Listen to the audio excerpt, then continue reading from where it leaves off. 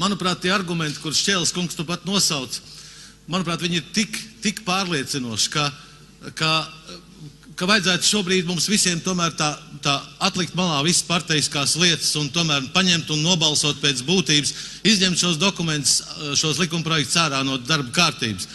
Godājumie kolēģi, tas atslēgas vārds, ko pieminēja Šķēles kungs, bija motivācija tajā visā. Motivācija, jeb signāli ģimenēm, līdzdarboties visā šajā sistēmā, signāli ģimenēm maksāt nodokļus. Ja iznāk tāda absurda situācija, kādu raksturoja Šķēles kungs, tad, godājumie kolēģi, kaut kas nav kārtībā.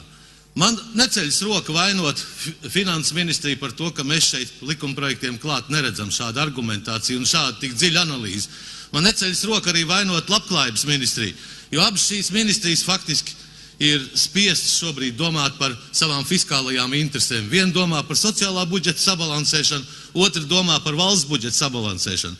Man drīzāk ir jautājums ekonomikas ministrijai, kurai faktiski visas likumus vajadzētu skatīt pēc būtības un novērtēt šos īpaši nodokļu likumdošanu pēc to ietekmes uz sociālo budžetu, pēc to ietekmes uz valsts budžetu, pēc to ietekmes uz uzņēmēju darbības vispār attīstību.